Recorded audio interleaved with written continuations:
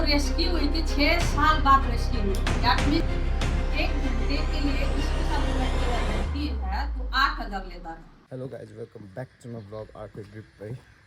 In today's vlog, we are visiting an NGO which is situated in Milanmore. The name of the NGO is Kanchenjunga Udhar Kendra.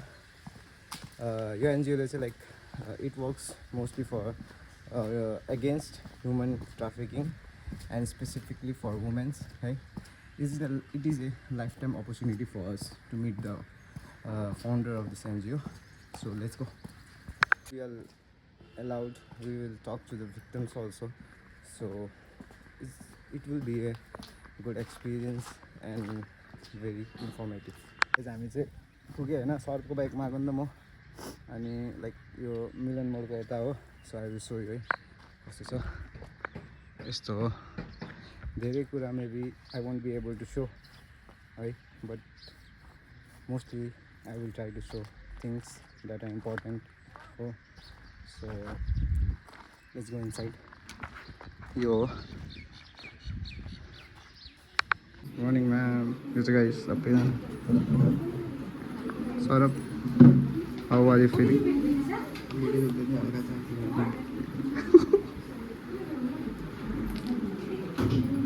Okay, na guys. Guys, let's seat na pago. Saurabh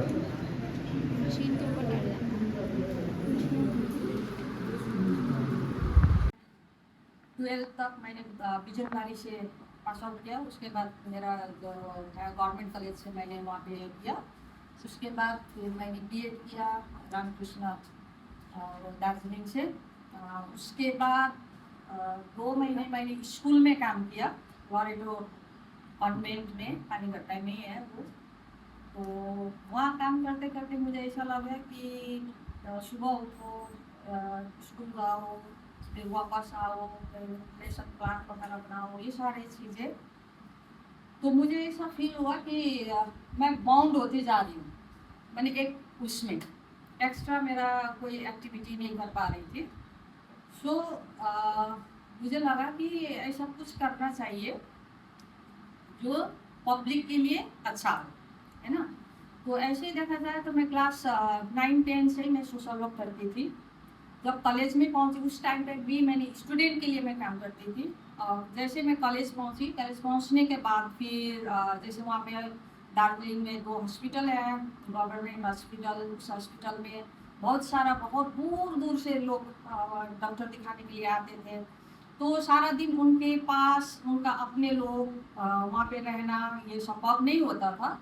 सो हम लोग शाम के time पे college ख़त्म करके फिर हम लोग उधर आते थे। फिर उन लोग से मिलते थे, किसके पास दवा नहीं है, किसके पास पानी नहीं है, किसके पास ठंडा खाना है जो थोड़ा गर्म करके लेके दे, ये सारे एक्टिविटी होता था। उसके बाद कॉलेज फिनिश सब हो गया।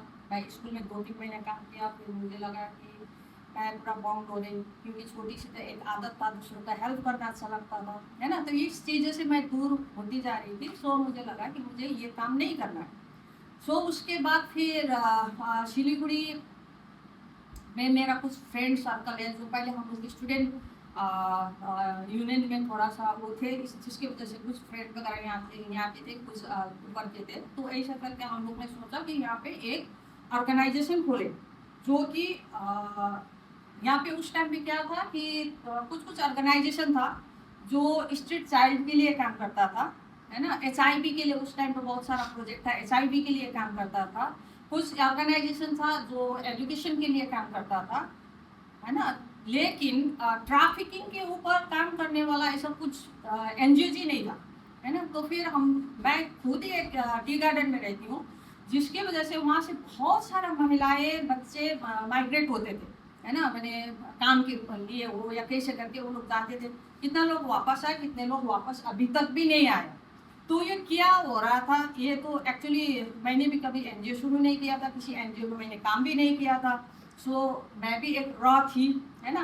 तो मैंने सोचा कि इतना सारा लड़कियां जा रहे हैं, यहाँ से मिसिंग हो रहा है, ये हो रहा है, वो हो रहा है, लेकिन इसको खोजने वाला ना तो पुलिस खोजती थी, ना तो पेरेंट्स जाए तो जाए कहाँ पे जाए, ये सारे बहुत सारा प्रॉब्लम देखा, जिसके वजह से फिर हम लोग ने कुछ फ्रेंड वगैरह, फ्रेंड है मेरा जो, उन लोग के साथ डिस्कशन करके बात करके फिर हम लोग ने सिलीगुड़ी में ही बेस बना के इस ऑर्गेनाइजेशन को खोला। 2002-3 से हम लोग ने काम शुरू किया था और 2004 में हम लोग ने रजिस्ट्रेशन लिया, है ना। तो इसके बाद कंटिन्यूसली हम लोग इस काम में हम लोग स्पेशली हम लोग रेस्क्यू करते, जैसे जो लड़कियों को रेड लाइट एरिया, आप लोग को पता होगा सिलीगुड़ी में भी एक रेड लाइट एरिया, ये तो छोटा सा रेड लाइट एरिया है ना। हमारे देश के अंदर ऐसा ऐसा रेड लाइट एरिया है, मानो कि क्या बोलूँ मैं उस चीज़ को, एक बड़ा बड़ा सा बिल्डिंग है, प्लानिंग के साथ बना हुआ है ना। लोग नीचे जा रहे हैं, वहीं पे मंदिर है, वहीं पे पूजा कर रहे हैं, वहीं पे लड़कियों के साथ बलात्कार हुए, वहीं पे लड़कियां रोती है, चिल्लाती है, लेकिन उनका आवाज़ ना तो मंदिर तक जाती है, ना तो किसी क्या बोलूं, किसी आदमी के पास जाता है ना। तो ऐसे बच्चियों के लिए, ऐसी लड़कियों के लिए हम लोग ने क्या किया, कंचनजंगा नाम देके फिर हम लोग ने ये ऑर्गेनाइजेशन चलाना शुरू किया। अभी तक हम लोग ने 10,000 से ज़्यादा महिला को, बच्चे को हम लोग ने बचाया है, जो रेड लाइट एरिया से, कोई डोमेस्टिक उसमें से है, कोई ऑन द वे जाते जाते पुलिस से केस आती है या किसी कोई ऑर्गेनाइजेशन या किसी के इंफॉर्मेशन मिलती है, तो ऐसे बच्चियों को भी हम लोग रेस्क्यू करते हैं। मेनली हम लोग रेड लाइट एरिया जैसे सिलीगुड़ी हुआ, पांडीपाड़ा हुआ, इस्लामपुर हुआ, उसके साथ साथ पुणे का पुणे का बुधवार पेट है, जो इतना बड़ा रेड लाइट एरिया है, मुंबई में है, हर जगह पे। शायद ही रेड लाइट बोल के सिक्किम में नहीं होगा, है ना, रेड लाइट एरिया बोल के घोषित कोई नहीं है। अदरवाइज हर डिस्ट्रिक्ट में, हर जगह पे बहुत बड़े बड़े से लेके छोटे से तक मैंने रेड लाइट एरिया होती है। तो ऐसे बच्चों को हम लोग निकालते हैं। तो इसके साथ साथ हम लोग डोमेस्टिक वायलेंस केसेस भी हम लोग हैंडल करते हैं, है ना। इसके साथ साथ चाइल्ड रिलेटेड जितना भी उनका राइट्स हो या उनके साथ जो भी प्रॉब्लम होती है, उनको भी हम लोग हैंडल करते हैं। उसके साथ साथ कभी कभार जैसे क्या होती है कि ये बहुत बड़ा सब्जेक्ट है ना, बहुत ही बड़ा, बहुत सारा पार्ट है इसका, ठीक है। तो इस पार्ट का क्या क्या वो है, अभी थोड़ी देर उसको बताएंगे। लेकिन मैं यहाँ मेनली ये बोलना चाहता हूँ कि जैसे एक रेड लाइट एरिया में कोई भी लड़की को लेके बेचा जाता है ना। आप लोग को ऐसा भी लगता होगा, कभी कभी ना कभी आप लोग को खालपाड़ा के साइड से गुजरे हो, वहाँ देखा होगा बहुत सारा लड़कियाँ है जो बाहर बैठी हुई है। आप लोग के मन में ये भी आ सकता है कि ये लोग को तो ऐसा कोई रोक टोक नहीं है ना, ये लोग यहाँ से भाग सकती है, क्यों नहीं निकलती है। दैट मीन्स इन लोग अपने मर्जी से है, उस लड़कियाँ मर्जी से भी होती है ना। लेकिन बहुत सारा लड़कियाँ होगा वहाँ पे उनका मर्जी नहीं होता है, लेकिन उनके ऊपर इतना सारा यही खालपड़ा की मैं बात करूँगी। जो वहाँ पे लड़कियाँ रहती है, जो है सेक्स वर्कर है, जो सर्वाइवर है, वो लोग मैंने वहाँ से निकलने के लिए उनको इतना मुश्किल होता है ना, उसका नज़र बहुत सारा लोगों रख रखे होते हैं। जैसे रिक्शा वाला हुआ, है ना, वहाँ पे दुकानदार है, वो किसके साथ मिल रहा है, कहाँ जा रहा है, ये सारा इन्फॉर्मेशन जो प्रोफाइल चलाते हैं, जो रेड लाइट एरिया का मालकिन होते हैं, उनको इन्फॉर्मेशन हो जाती है, जिसकी वजह से ओपनली वो लड़कियां वहाँ से नहीं भाग सकती। देखने में एक होता है कि हाँ ये तो ओपनली है, इसके साथ तो कुछ भी नहीं हो रहा है, लेकिन अंदर जो उन लोग के साथ होता है ना, हम लोग कभी कल्पना भी नहीं कर सकते। मुझे तो ऐसा लगता है कि हम लोग स्वर्ग की बात करते हैं, नरक की बात करते हैं, है ना। अगर लड़कियों का कंडीशन जो उसके अंदर होता है ना, उसको समझा जाए, अगर उसका दर्द हमें महसूस कर सकते हैं, तो मुझे लगता है नर्क वो है ना। जो अभी तक हम लोग यहाँ पे हैं, हम लोग खुशहाल है, हम लोग खुश है। भले किसी के पास बहुत अच्छा जॉब हो, किसी के पास ना हो, जो भी हो, है ना, लेकिन हम लोग भाग्यशाली है, जिसकी वजह से आज उस एरिया में नहीं है। तो नहीं तो अदरवाइज वहाँ पे इतना सारा लड़कियाँ, इतना माइनर लड़कियाँ, इतना एडल्ट लड़कियाँ, किसी का जिंदगी वहीं पे चला गया। वो जाएगी तो जाएगी कहाँ, एक बार वो बेच चुकी, उसके बाद दोबारा। एक तो हमारी सोसाइटी ऐसा सोसाइटी है जो नेता बोलो, जो भी बोलो, क्या बोलते हैं, मैंने महिलाओं का आरक्षण की बातें होते हैं, है ना, रिजर्वेशन का बातें होते हैं, बहुत सारा चीजें होते हैं, लेकिन जो सच में बोला जाए तो ये सोसाइटी ऐसा सोसाइटी है जो हम लोग जो समझदार होते हैं, हम लोग जानते, सब कुछ जानते हुए भी ऐसे बच्चियों को, ऐसे लड़कियों को हम लोग खुद एक्सेप्ट नहीं कर पाते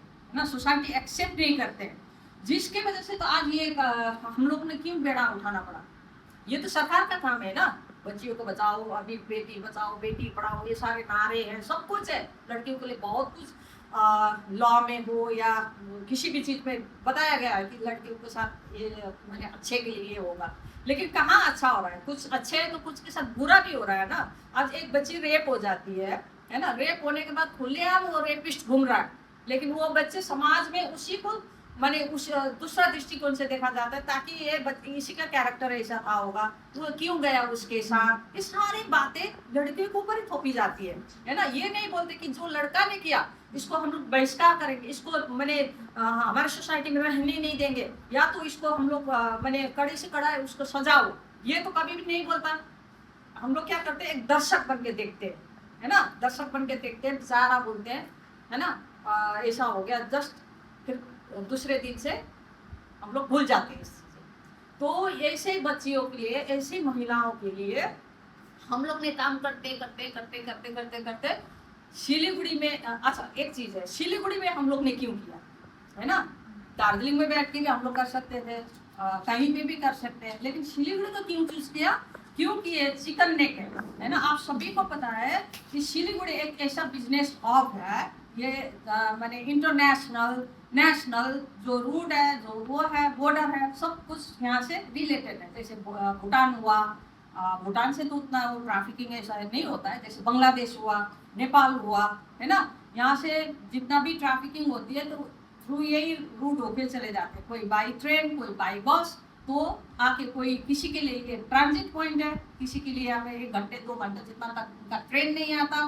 तब तक यहाँ पे रखते हैं, या 1 दिन भी रख सकते हैं, उसके बाद यहाँ से ये लोग देश के महानगरी में चले जाते हैं, है ना। तो किसी के लिए एक डेस्टिनेशन भी है ना, डेस्टिनेशन इसीलिए है कि सिलीगुड़ी खालपाड़ा नज़दीक हुआ, तो कहीं से नॉर्थ ईस्ट से लड़कियां को लेके आते हैं, बाहर से मालदा से, उधर साउथ टाइप से, वहाँ का लड़के के लिए ये डेस्टिनेशन है ना। और एक चीज़ ये भी है कि ये सोर्स पॉइंट भी है, यहाँ की भी बहुत सारे बच्चियाँ होते हैं, बहुत सारे लड़कियाँ होते हैं जिसको जॉब के नाम पे, शादी के नाम पे, है ना, मैंने इतना सारा सपना दिखा के फिर यहाँ से लेके जाते हैं। तो ये तीनों चीज़ें यहाँ पे है, जिसकी वजह से हम लोग ने सोचा इसको हम लोग सिलीगुड़ी बेस बनाएंगे, ताकि हम लोग को काम करने में ईजी हो, है ना।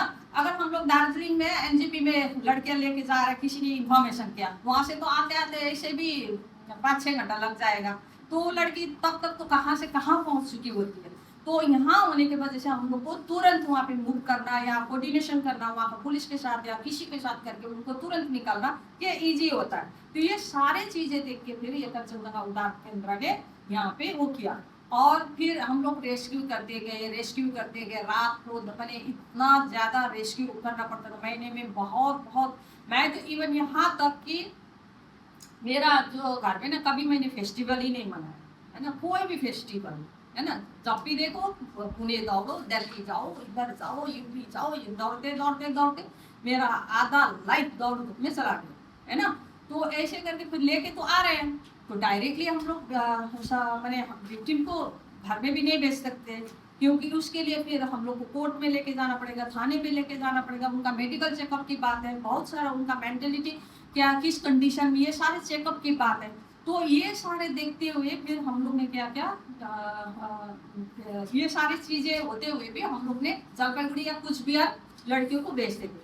जैसे हम लोग रेड करने जाते हैं ना रेड लाइट एरिया में, तो डे में मैक्सिमम हम लोग रेड नहीं करते है ना, रेड करते हैं इवनिंग के टाइम पे, जिस टाइम पे कस्टमर भी वहाँ पे ज़्यादा होती है, तो उसी टाइम रेड करना थोड़ा मैंने क्या बोल प्रूफ के लिए, है ना, प्रूफ के लिए इजी होता है। तो जैसे 5 बजे हम लोग अंदर गए, 6 बजे लड़की को निकाला, तो 7 बजे हम लोग कुछ भी लेके नहीं जा सकते, मिनिमम वहाँ पे 8-10 मैंने 7-8 घंटा तो लगता ही है केस बनाने में, है ना। कब ऑफिसर आएगा, फिर वो ऑफिसर दूसरा को पूछेगा, उसका हायर अथॉरिटी को बोलेगा, फिर वो बोलेगा हाँ ये सेक्शन लगाओ, ये करो, तब केस बनता है। फिर उसके बाद 10-11 बजे फिर लड़की को कुछ भी लेके जाओ, फिर सुबह उन लड़की को लेके आओ, फिर जाके फिर कोर्ट में प्रोड्यूस करो। ये कितना टफ है ना, हम लोग तो रात भर नहीं सो पाते हैं, ना तो दिन हमारी है ना रात ही हमारी है ना, हमें हमेशा अलर्ट रहना पड़ता है। सो इसीलिए फिर हम लोग ने सोचा कि क्या करें, इतना कष्ट हो रहा है, इधर से उधर लेके जाओ, ये करो वो करो। फिर हम लोग ने सोचा नहीं, ये अभी सिलीगुड़ी में ही एक होम होना जरूरी है, जिसके वजह से जब भी कोई भी टीएम के मीटिंग होता था या एनजीओ के साथ मीटिंग होता था, कोई टाइम ब्लॉक लेवल का मीटिंग होता, कभी कभी डिस्ट्रिक्ट लेवल का मीटिंग होता, हम लोग अप्रोच करते गए कि एक शेल्टर होना जरूर। रेस्क्यू ही करना सिर्फ वो नहीं है ना, फिर उसके बाद क्या करेंगे उस लड़के को? ऐसे रास्ते में छोड़ देंगे? एक जगह से निकल गया छोड़ दिया, फिर वो दूसरा जगह फिर लेके जाएगा, है ना? तो कुछ तो प्लान होना चाहिए। तो लेकिन इतना बार बोलने के बाद भी किसी ने इनिशिएटिव नहीं उठाया, जिसके वजह से फिर हम लोग ने क्या किया, लॉटरी किया, उसके बाद म्यूजिकल प्रोग्राम किया, लोगों से पैसे मांगे, फंड उठाए, उसके बाद ये जमीन हम लोग ने खरीदा, है ना? ये खरीदने के बाद फिर ये बनाना था। अब कहाँ से बनाएंगे? हमारे पास पैसे भी नहीं, कोई फंडिंग भी नहीं है। तो फिर हम लोग ने आस्ते आस्ते करके वो करके फिर राज्यसभा का मेंबर था समन पाठक, उनको अप्रोच किया था, उन्होंने 6 लाख दिया था। ये 6 लाख से जस्ट हम लोग ने फाउंडेशन शुरू किया। उसके बाद फिर ये हमें लगा कि हम लोग इतना अच्छा काम कर रहे हैं तो गवर्नमेंट ऑब्वियसली हमें सपोर्ट करेगी, लेकिन नहीं, है ना? सब पता है लेकिन करने वाला कुछ नहीं है। तो इसीलिए फिर लोगों के पास हम लोग अप्रोच किया कि प्लीज ये जो कर रहे हैं ये हमारे लिए नहीं है ना? हम तो कभी ना कभी मर जाएंगे, लेकिन ऐसा ये ट्रेंड कभी रुकेगी नहीं। ऐसा घटना तो सालों पहले कब से चला आ रहा है, तो कल भी चलेगा, है ना? तो ये घटना तो होती रहेगी। तो इनके लिए क्या किया जाए? तो इसके लिए फिर लोगों से अप्रोच करके फिर हम लोग ने, किसी ने ईंट दिया, किसी ने सीमेंट दिया, ये सारी चीजें आज जितना भी देख रहे हो ये एज अ पब्लिकली स्टूडेंट ने हेल्प किया है ना? जैसे हम लोग स्कूल में अवेयरनेस प्रोग्राम करते थे, हर स्कूल, पहाड़ के हर स्कूल ने वो लोग खुद डोनेशन उठा के हम लोग को देते थे। इस वजह से कितना तक बना है। अभी भी बहुत काम बाकी है, अभी ट्रेनिंग हॉल बनाना है ना? लड़कियों को क्योंकि रेस्क्यू करके लेके आएंगे, खाना देना, ये सिर्फ काम नहीं होता। उनको कैसे हम इम्पावर कर सके, है ना? ताकि वो यहाँ से वापस जाने के बाद वो लड़के खुद जीना सीखे, है ना? भले उसका फैमिली से एक्सेप्ट करे ना करे, सोसाइटी एक्सेप्ट करे ना करे, लेकिन कहीं ना कहीं अगर उसके पास स्किल्ड है तो कहीं ना कहीं जाके वो कुछ करके खाएगी, है ना? तो इसीलिए फिर हम लोग ने अभी कुछ प्रोडक्ट वगैरह बना रहे हैं और हम लोग का लार्ज उसमें प्लान है, लेकिन ऐसे ही बहुत चीज़ों का स्पेशली फंडिंग के वजह से हम लोग अटक भी जाते हैं। तो ऐसा करके जब लड़के आते हैं, इस यहाँ पे जो लड़के होते हैं सिर्फ ट्रैफिकिंग गर्ल्स ही नहीं होते हैं, है ना? डोमेस्टिक वायलेंस का जो सर्वाइवर वो भी रहते हैं, कोई रेपिस्ट होते हैं, रेप किया गया बच्चे होते हैं, इन लोग को भी हम लोग यहाँ पे शेल्टर देते हैं, है ना? तो अभी 2022 से हम लोग ने ये होम शुरू किया है, जो कि दार्जिलिंग डिस्ट्रिक्ट में एडल्ट के लिए सिर्फ एक यही है।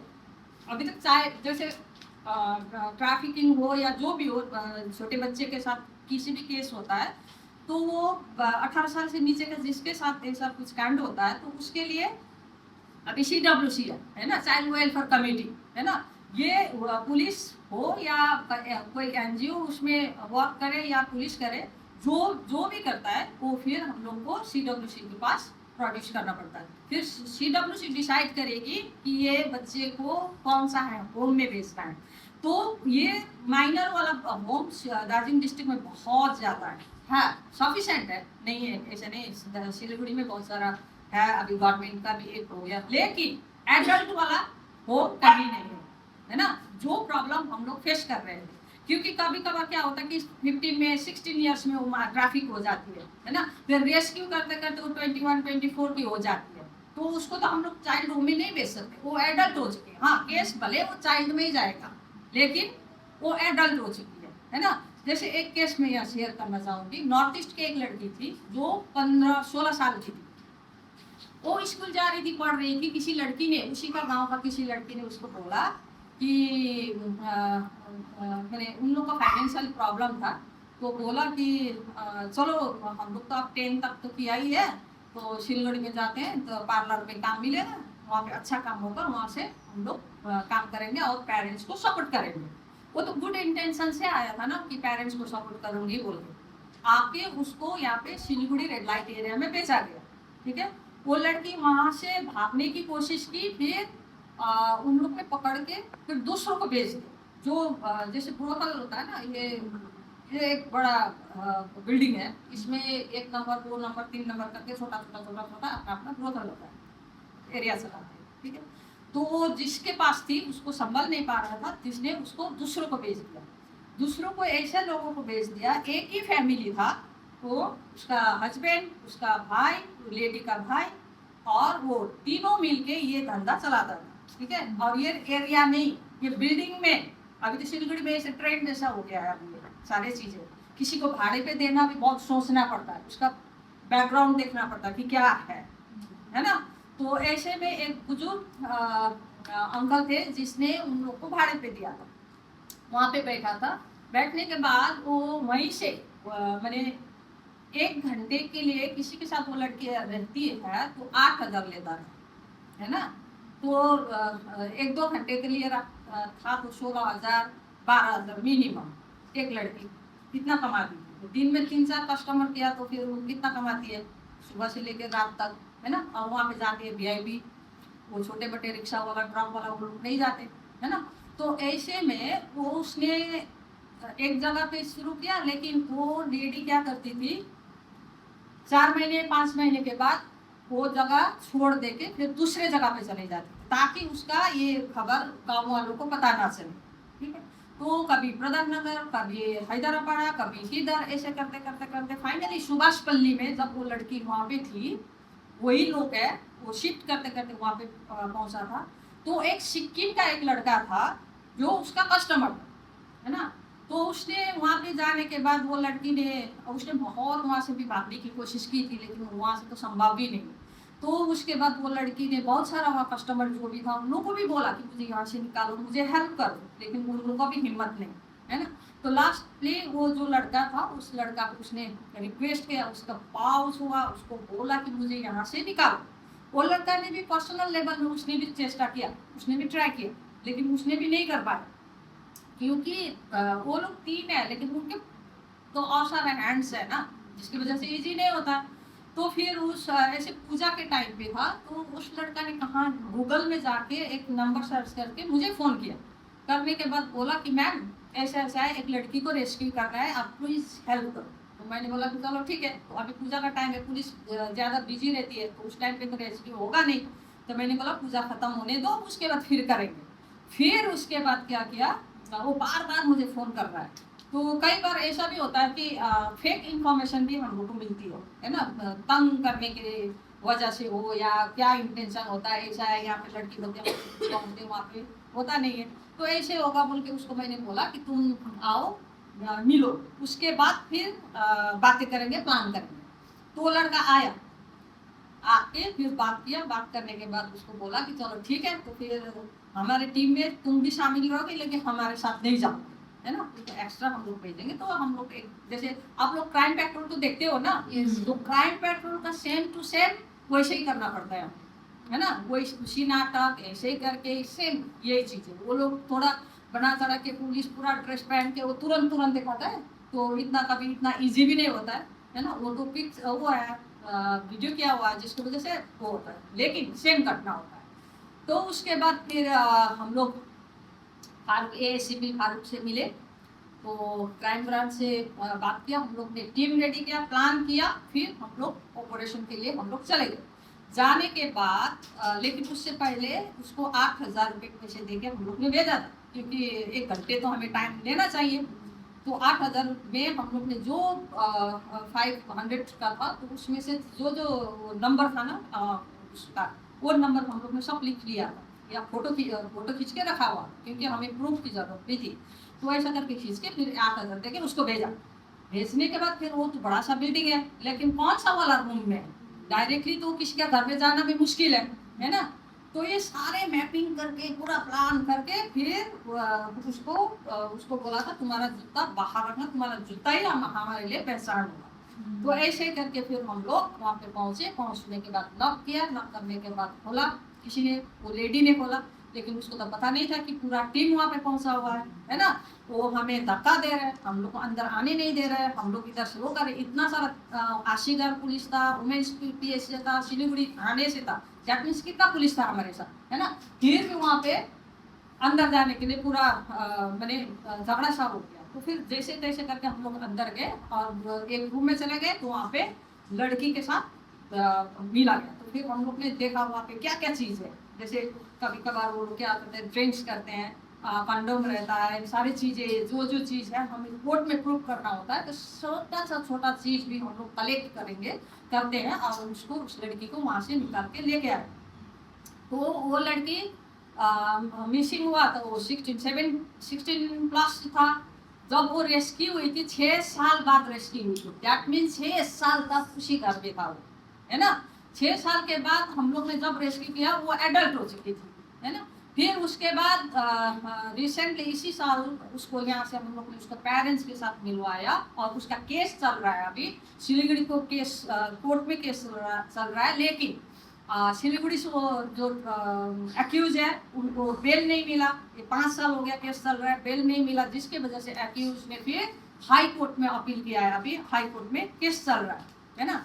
तो अभी तक वो तीनों जेल में है।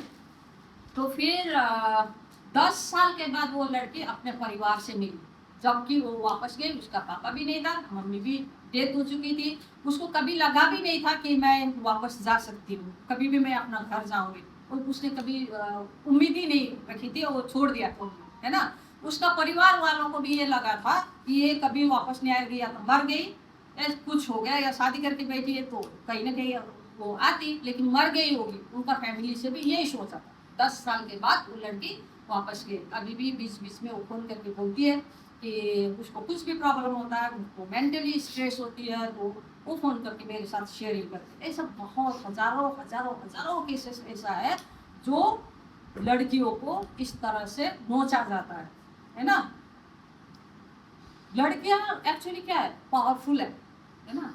हमारे पास तो इतना शक्ति है, लेकिन जो नज़रिया है ना, देखने का नज़रिया है, सोसाइटी का जो सोच है, उसी से हम लोग को क्या कर देती है, वीक कर देती है, कमजोर बना देती है ना। लड़की को ये करना चाहिए, लड़की को ये नहीं करना चाहिए, लड़की रात को नहीं निकलना चाहिए, लड़की किसी लड़के के साथ बात नहीं करना चाहिए, वो रात को क्यों चली गई, है ना। ये सारी चीज़ें बंदेज तो किसने लगाया है, ये तो सोसाइटी ने किया हुआ है ना।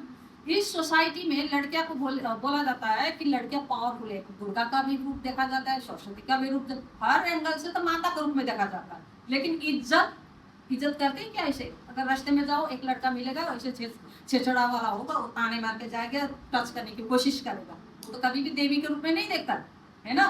तो ऐसे सोसाइटी में रहते हैं हम लोग, जिसके लिए हम लोग को इतना फाइट करना पड़ता। अगर इस सोसाइटी ऐसे नहीं होती तो हम लोग को काम करने की कोई जरूरत ही नहीं थी, है ना। लेकिन अभी भी हम लोग अपना अधिकार के लिए, अपना कुछ भी केसेस होता है उसके न्याय के लिए इतना सारा कोर्ट में जाना पड़ता है, इतना सारा लड़ना पड़ता है, इतना मांगना पड़ता है। क्यों मांगना पड़ रहा है भाई?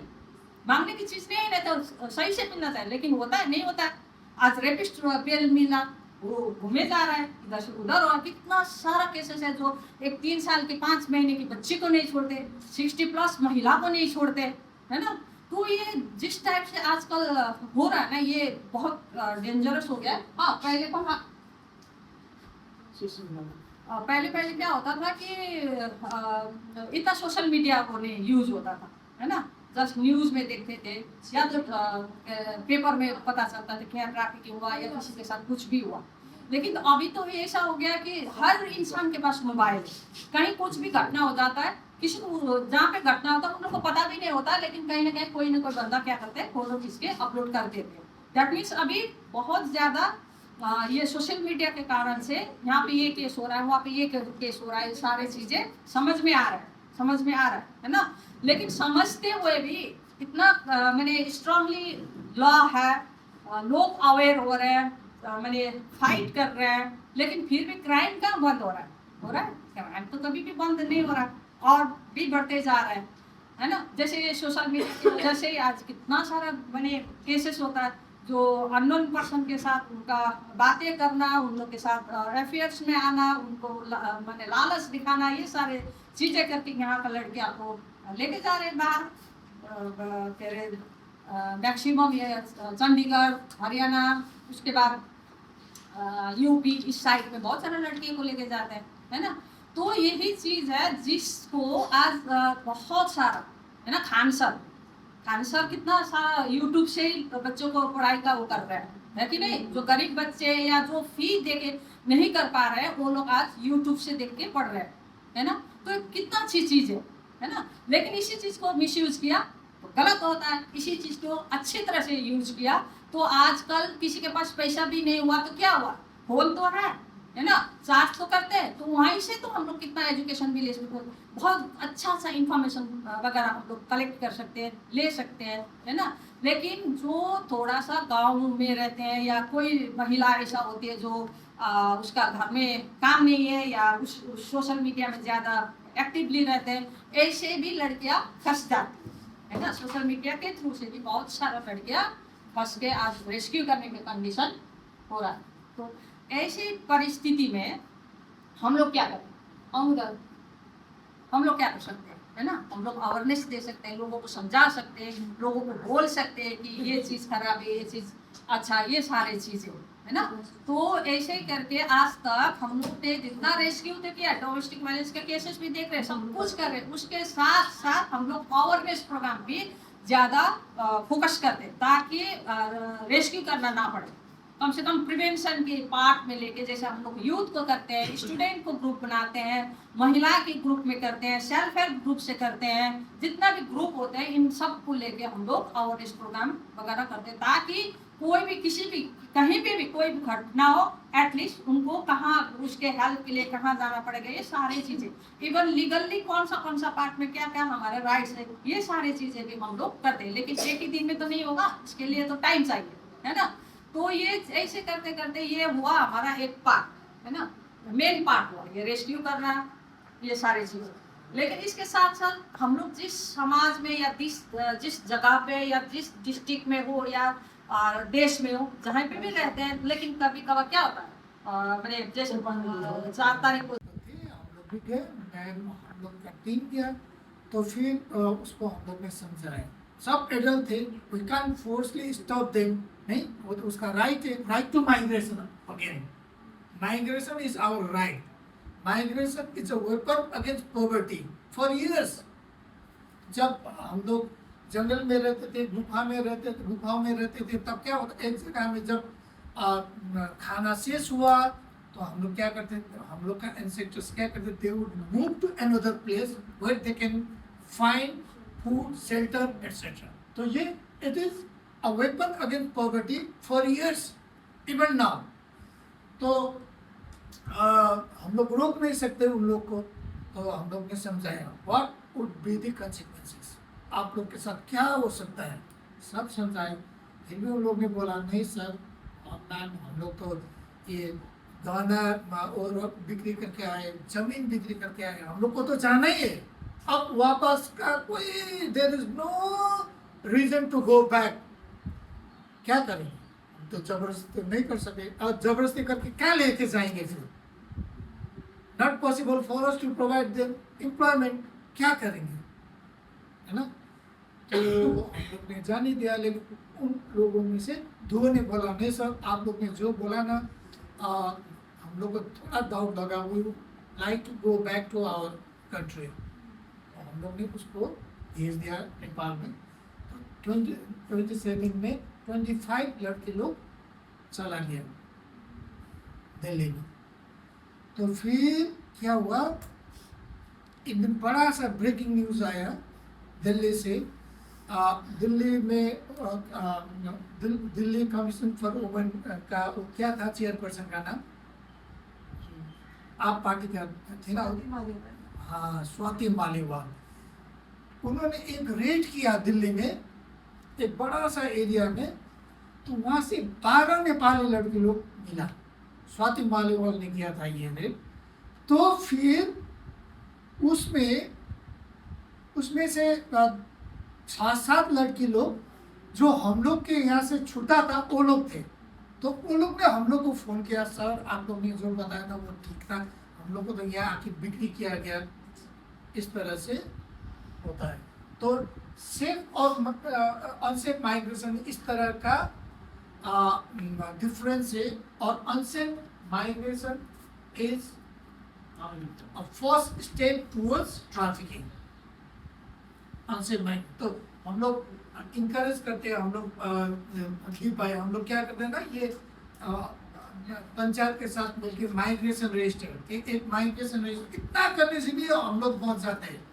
माइग्रेशन रजिस्टर कहाँ जा रहे हैं, एक पंचायत के पास रहेगा माइग्रेशन रजिस्टर, कहाँ जा रहे हैं, एड्रेस क्या है वहाँ पर, उसका कॉन्टैक्ट नंबर क्या है, तो क्या काम करने जा रहे हैं, थोड़ा ये डिटेल जानकारी, और वो जो कंपनी है उसका कोई डिटेल, ऑथेंटिसिटी, कोई प्रूफ, और उनका जो जा रहे हैं उसका आधार कार्ड, वोटर कार्ड वगैरह। इतना करने से भी ना ये अनसेफ माइग्रेशन रुक जाएगा, ट्रैफिकिंग से हम लोग बच जाएंगे। ठीक है। मैम मतलब इस रीजन में ज़्यादा टाइप का कैसा वाला ट्रैफिकिंग केस आप ज़्यादा फेस करते हैं? नहीं, ट्रैफिकिंग में देखो वही है, जॉब के लिए डायरेक्ट मैरिज करके, है ना, ज़्यादातर ऐसा ऐसा केसेस भी आया है कि शादी करके सिलीगुड़ी में लेके कहीं रूम में रखा, 1 दिन 2 दिन या होटल में रुका, है ना, उसके बाद फिर घूमने के बहाने से भी ले जाके प्रोफेशन भेज देते, है ना। उन लोगों को तो लड़कियों को तो पता नहीं होता, वो लोग तो घर में भी बताते हैं कि मेरा शादी हो गया, अच्छा लड़का है ना। कुछ दिनों के बाद पता चलता है कि उसका लड़की ट्रैफिकिंग हो गई है, या तो कहीं बेचा गया, या कॉन्टेक्ट लेस हो जाती है, तब पेरेंट्स खोजने शुरू करते हैं, है ना, इस टाइप से। और आप लोगों को पूरा लीगल सपोर्ट मिलता है जब आप लोग केस करते हैं? हाँ, जब भी हम लोग केस लेते हैं, या तो पुलिस से ही हम लोग को फॉरवर्ड किया जाता है, या तो कोई पेरेंट्स आके हम लोग को कंप्लेन करते हैं, और हम लोग देखते हैं कौन सा ज्यूरिडिक्शन का है, नक्सलबाड़ी है, थोड़ी बड़ी है, बागडोगरा कौन सा एरिया से मिसिंग है, तो उसी इलाके में हम लोग first of all missing diary करवाते हैं। उसके बाद फिर इन्वेस्टिगेशन शुरू हो जाती है ना, उनका लोकेशन देखना, CGR वगैरह देखना, ये सारी चीज़ें होती है, जिसके थ्रूली फिर हम लोग रेस्क्यू करते हैं। तो इसमें पुलिस अभी तक बहुत कोऑपरेट किया है, लेकिन हाँ कई बार ऐसा हुआ कि पुलिस का थोड़ा नेग्लिजेंस की वजह से कुछ लड़कियां रेस्क्यू नहीं कर पाई। ये आपने जो सवाल पूछा था कि रीइंटीग्रेशन ऑफ सर्वाइवर्स किस तरीके से होता है, सो दीदी मैं थोड़ा सा ऐड कर रहा हूँ उसको। द चैलेंजेस कि हम जो सभ्य समाज समझते हैं, हम सब लोग यही सोचते हैं ना that we come from a very good family, हम एक अच्छे बैकग्राउंड से आए हैं, बट हमारे खुद के सभ्य समाज में से ही ये विक्टिम्स क्रिएट होते हैं या ये सर्वाइवर्स क्रिएट होते हैं, क्योंकि यही सभ्य समाज इनको रीइंटीग्रेट होने नहीं देता, यही सेक्लूजन क्रिएट करता है, यही जेंडर बेस्ड डिस्क्रिमिनेशन क्रिएट करता है। यही वो लोग हैं या यही हम लोग जो बैठे हैं, यही वो लोग हैं जो कि हम और जो आप लोग हैं, जो वुमेन हैं, उनको सेकेंडरी सिटीजन के हिसाब से ट्रीट करता है, या यही वो लोग हैं जो कि आप लोग के भीतर ओनरशिप क्रिएट होने नहीं देता है। Now if I ask you, how many of you have taken decision of this profession yourself? या आपके फैमिली में किसी ने बोला था कि ये जाके करो, या आपने खुद वो डिसीजन लिया कि हाँ आपको ये करना है? और There is a difference. इसमें ऐसा भी हुआ है, जैसे एक लड़की थी ना, वो स्कूलिंग कर रही थी, क्लास 9 10th में थी वो, शायद उसी टाइम उसको ट्राइबल सर्टिफिकेट बनाना था, तो ब्लॉक ऑफिस गई, वहाँ से वो निकलते वक्त ट्रैफिकर बाहर खड़ा है ब्लॉक ऑफिस के अंदर, ठीक है, ट्रैफिकर वहाँ खड़ा है, उसके साथ बातें किया, उसको कुछ चीज़ें पूछा, तो पूछने के बाद उसने, वो इनोसेंट है, उसने बता दिया, बातें किया कि गर्मी थी, उसको पानी दिया, उसके बाद उसको कुछ होश आवाज़ नहीं है, बाद में देखा वो जलपाईगुड़ी किधर थी, फिर उसके बाद उसको लेके गया पूना, ठीक है, वो उसके बाद आई थिंक 2-2.5 साल के बाद उस लड़की को रेस्क्यू हुआ, लड़की रेस्क्यू हुआ, तो रेस्क्यू होने के बाद उसको इधर लेके आए, फिर हम लोग ने एक स्कूल में बोल कर उसको फिर स्कूलिंग किया, वो स्कूल जा रही थी, 10th पास किया उसने, है ना, बहुत स्मार्ट लड़की थी, और फिर हम लोग ने एक छोटा सा प्रोजेक्ट चाइल्ड प्रोटेक्शन में, उसमें हार्ड 1500 था बस आई थिंक सपोर्टिंग के लिए, तो 1500 उसको देके हम लोग उसको थोड़ा सा इस काम में इन्वॉल्व किया, ठीक है।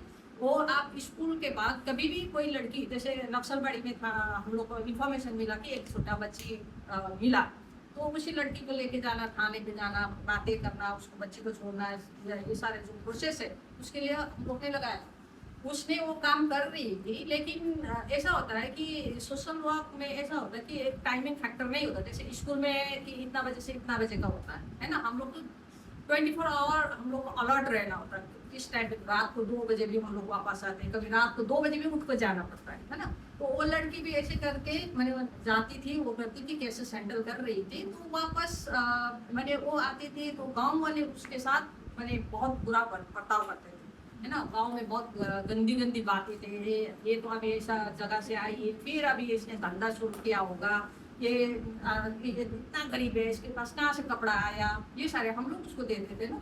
तो ऐसे करते करते वो फेडअप हो चुकी थी, है ना। और इवन उस टाइम पे कुणाल अग्रवाल एसपी थे, उनसे बात भी हो चुका था, वो 12 आकर उसको पुलिस में देने के बाद भी चल रही थी। तो ऐसे में वो लड़की जा रही थी, आज उसको सुनते उसका पिताजी और माँ दोनों दारू पीते थे, और शाम के टाइम पे उसको मैंने गाली देते थे, तुम्हारे वजह से आज हमको ये सुनना पड़ा, ये है वो है ना। ये सारी चीजें से वो फेडअप हो चुकी। एक बार उसने फोन किया, फोन करके बोला कि मैम अभी तो मैं नहीं रह सकती, अब मुझे अच्छा नहीं लग रहा है ना, मैं क्या करूँ ना करूँ, ऐसे मेरे को बोल रही। तो मैंने बोला कि क्या हुआ, तो बोला कि गांव में ऐसे सब बातें हो रहे हैं जिसकी वजह से मेरा पेरेंट्स मेरे साथ गुस्सा करता है, तो मैं क्या करूँ, मैं क्या करूँ, सुसाइड करूँ ना क्या करूँ। मैंने उसको समझाया कि ऐसा मत करना, ठीक है, वहाँ का पंचायत से वहाँ के जितना भी लोग हैं उनसे हम लोग मीटिंग करेंगे, बोलेंगे कि ऐसा चीज़ नहीं करना चाहिए, बोलेंगे बोल के तो उसको शांत किया। उसके बाद हम लोग भी बाहर ही थे, रेस्क्यू के लिए गए थे, लेकिन उसने सुसाइड किया, है ना। कितना बड़ी दुख की बात है ना। लेकिन अभी उस टाइम पे क्या हुआ कि होम नहीं था, हम लोग नहीं रख सकते थे। आज अगर उस टाइम पे होम होता तो शायद वो जिंदा होती, कहीं जॉब करती होती, है ना। तो ऐसा परिस्थिति है। Mainstreaming back into the society is a very big challenge because of the society itself. Rescue से भी ज्यादा हम लोग को सोसाइटी के साथ फेस करना पड़ता है। आप लोग ये देखिए ना, आप लोग आज एजुकेशन ले रहे हैं, आप लोग बहुत अवेयर होंगे, राइट। आज ये भी ट्रेनिंग हो रहा है, you are guys are going to be very aware. लेकिन क्या आपके लाइफ के डिसीजंस आपके हाथ में होंगे? That is a big question that you have to ask, कि क्या कोई दूसरा व्यक्ति आप लोगों के लिए डिसीजन लेने वाला है? अगर आपके डिसीजंस आपके खुद के हाथ में नहीं है, तो फिर आप लोग के साथ भी कहीं ना कहीं कोई ना कोई मैनिपुलेशन होगा, या कोई ना कोई दूसरा डिसीजन, कोई दूसरा राय आपके ऊपर थोपी जाएगी। सो इसलिए फॉर वुमेन वी बिलीव कि उनके खुद के हाथ में इकोनॉमिक लिबर्टी और पावर होना बहुत जरूरी है, स्पेशली। सो आप लोग को चाहे कुछ भी हो जाए, आगे के लाइफ में पावर ऑफ मनी अपने हाथ में जरूर रखिएगा। That is the real woman empowerment. That is the real women empowerment. Financially independent हो जाए, हाँ। जैसा कि हम लोग के पास केस आते हैं ना, कि हम आप लोग की भी सुने होंगे, आप लोग भी जानते होंगे, और एकदम अच्छा है, फैमिली अच्छा है, सब कुछ है, अच्छा कमाता है, लेकिन हस्बैंड का एक्स्ट्रा मैरिटल रिलेशन है। अब क्या करेंगे? उसका वाइफ आके बोलते हैं ठीक है, अब वो ऐसा एक ऐसा सिंड्रोम होता है ना, इम्यूनिटी के, वो कहते हैं नहीं, घर में ना ले, घर में सब कुछ ठीक ठाक रहे, बाहर जो कुछ करने दो। अगर उसके पास फाइनेंशियल लिबर्टी होता, फाइनेंशियली इंडिपेंडेंट होता, तो वो कुछ कर सकती थी ना, कि ऐसा हस्बैंड के साथ रहने के बजाय वो खुद निकल के अपना लाइफ शुरू करती। तो ये that she can't do because she is not self reliant financially. Actually ये होता है ना कि पढ़ते हैं, कॉलेज भी जाते हैं, सब कुछ करते हैं, लेकिन हम लोग शादी के सपने देखते हैं, घर वाले देखते हैं, शादी करते डिपेंड हो जाते हैं हस्बैंड के ऊपर, है ना। तो फिर डिपेंड होने के बाद क्या करता है वो, तो उसका मोनोपोली वो करेगा। आप मैंने हमारे साथ तो हमारा तो कुछ चलता नहीं है ना। तो इसीलिए हम लोग चाहते हैं कि हर लड़कियां, चाहे वो जितने भी कम पढ़ी है ना, कोई ना कोई काम सीखना चाहिए, अपनी किसी के ऊपर डिपेंड नहीं होना चाहिए, कोई भी फैमिली के ऊपर, भैया के पास, अपने पापा के साथ या हस्बैंड के साथ थोड़ा सा भी। क्योंकि यहाँ पे इतना सारा केसेस आते हैं, मेरे महिलाएं भी आते हैं और बोलते हैं कि अभी तो मैं तो इतना साल से काम नहीं किया, कुछ भी नहीं किया, मुझे कुछ आता नहीं है, मैंने घर संभाला, है ना, बच्ची को संभाला, बच्चे बड़े हो गए, है ना। लेकिन इस कंडीशन में अभी का इस सिचुएशन में मैं कहाँ जाऊँ काम करने के लिए, क्या करूँ, है ना। हस्बैंड पैसा नहीं दे रहा है, कहाँ वो छुप के बैठा हुआ है, इस हिसाब से बहुत आता है ना। तो कोई भी छोटा काम करो, छोटा सा छोटा, शर्म की बात नहीं है ना। लेकिन इसीलिए हम लोग यही बोलते हैं कि महिलाएं सशक्त होना चाहिए, है ना, फाइनेंशियली भी, मेंटली भी, फिजिकली। होना बिल्कुल भी सिर्फ अवेयर असुविधा हो रहा है, एक बार वो लोग लोकल पुलिस से कहाँ में रहती, वहाँ से वो लोग इन्फॉर्मेशन लेते। तो उस टाइम पे मैजिस्ट्रेट ने क्या बोला था कि आप कैसे करके आए। मैंने बोला कि मैं तो गाड़ी में आई। उन्होंने पूछा मुझे गाड़ी में कैसे आई, मैंने आपका पर्सनल। तो मैंने हंसते हुए बोला नहीं सर, मेरे पास तो साइकिल तो नहीं, पर्सनल गाड़ी से कहाँ से आऊँ, है ना। तो उन्होंने बोला कि तुम ऐसे करके क्यों चलती हो, तुम्हारा लाइफ कितना रिस्क है तुम्हें पता नहीं है ना। तो मैंने बोला कि हाँ सर ये तो पता है। तो फिर उन्होंने बोला कि अच्छा ये मेरा विटनेस के लिए नहीं था, मैंने एक लोन लिया 2004 में। मैंने गाय को करूँगी बोल के 10-12 गाय मैंने वो कर रही। वो जो पैसा होता था ना, आधा पैसे मैं बैंक में देती थी, आधा पैसे लेके मुंबई जाती। ऐसा करते करते बीच में मैंने लोन प्रॉपर्टी पे नहीं दे पाई, जिसकी वजह से मेरे अगेंस्ट में केस हुआ, है ना। तो अभी मुझे कोर्ट में जाना पड़ता था। तो वहाँ पे जाकर, लेकिन मैजिस्ट्रेट को पता था मैं क्या करती थी। तो इसी वजह से उन्होंने पूछा था कि तुम्हें इतना लाइफ में तुम्हारा इतना वो है रिक्स है, तुम कैसे ऐसे करके आ सकती हो। तो मैंने बोला शेयरिंग गाड़ी में आई। तो तुम ऐसा करो ना, डीएम को एक अप्लाई करो, तुमको मैंने सिक्योरिटी गार्ड के लिए अप्लाई करो, मैं भी बोल दूंगा और हो जाए। फिर मैंने थैंक यू, आपने इतना सोचा, मैंने थैंक्स बोला उनको, है ना। तो बाहर निकलते वक्त बहुत सारा लड़के थे जिसका वो हुआ था, लोन के चक्कर में केसेस हुआ था। सिर्फ उस टाइम पे क्या होता है, ग्रुप में हम लोग तो ग्रुप थे, तो ग्रुप में जिसका केस था एक ही बार में साथ में वो करते थे। लेकिन उस टाइम पे सभी को बाहर भेज दिया और मुझे सिर्फ अकेला रख के वो किया था, और सभी लोग दरवाजे से देख रहे। तो उस टाइम पे वो बात किया, तो लगा उन लोगों को क्या बात हो रहा है, दो लोग ऐसा सोच रहे हैं शायद मुझे छोड़ने वाला है, ऐसा कुछ सोच रहा हो। बाहर आके मुझे पूछा कि क्या बोला तुम्हारे साथ कितना लंबा चौड़ा बात किया। तो मैंने कहा नहीं कुछ नहीं। उन्होंने मुझे बोला कि तुम सिक्योरिटी गार्ड ले लो बोला।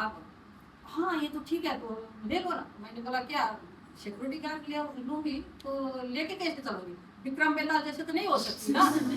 ना मेरे पास निकल है ना कुछ है ना। मैं उनके ऊपर चढ़ूंगी और उड़ा के लेके जाएंगे, ये तो नहीं होगा। उसके लिए तो मैं जब सिक्योरिटी लेके चल रही हूँ तो उसी हिसाब से मुझे तो होना भी चाहिए ना। तो मैंने हंसते हुए ये बोला, सभी लोग हंसे। तो ये है सिचुएशन, ठीक है।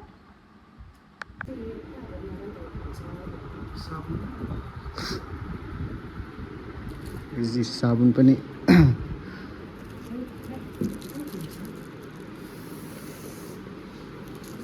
प्रोडक्टिभ हुन्छ नि त यसो होइन। It's really hard to recover from things like this है, बट इट्स नेभर इम्पोसिबल होइन। And this NGO helps in doing that. यति पनि अब ट्रफी के अरू नै हो, तर द इमोसनल इम्प्याक्ट जो हाल्छ लाइफमा, द्याट इज समथिङ डिफ्रेन्ट है। मलाई जहाँसम्म लाग्छ एज एन अचिभर भएर यति कुरा एचिभ गर्नुको बाद चाहिँ, किनकि ट्रफिजको लागि त मान्छेले गर्दैन क्या, मोस्टली गर्ने कुरा हो the change they bring in society है। डिफिकल्ट हुन्छ तर त्यही हो, इम्पोसिबल चाहिँ होइन। सो एकदम अगाडि अझै के हुन्छ गीत किन्नु सक्छ तपाईँहरूले। फर्स्ट अफ अल कहाँ पे पऱ्यो, मिलन मोडदेखि अलिक भित्र म एड्रेस पिन गरिदिन्छु एकताल हो, यहाँ आएर बाई थिङ्स। अन्त यी हाम्रो अझ एउटा हिरो। सो यस्तो हो, यहाँ अगाडि पनि छ क्या धेरै कुरा, प्लान्टेसन्स आम्बो I think so they sell plants, तर म कन्फर्म त छुइनँ। यहाँनिर टक्कै यसरी वर्कसपहरू होला, यो प्लान्ट। यता चाहिँ मसलाको होला, मसलाको बिजनेस अलिक कम्ती छ, तर अरू कुरा धेरै छ क्या यहाँनिर। यस्तो निम्किज एन्ड अल यति चाहिँ गर्नुपर्ने हो नि त, यतिनीहरूले दैलो बन्द गर्दैन।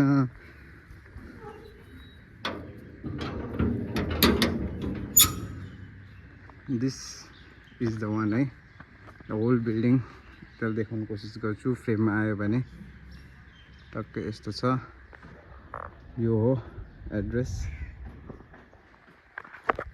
ऱ्यापिडोमा गएर तपाईँहरूले हाल्यो भने पनि यो एड्रेस सो गर्छ, and you will get the travelling vehicle है।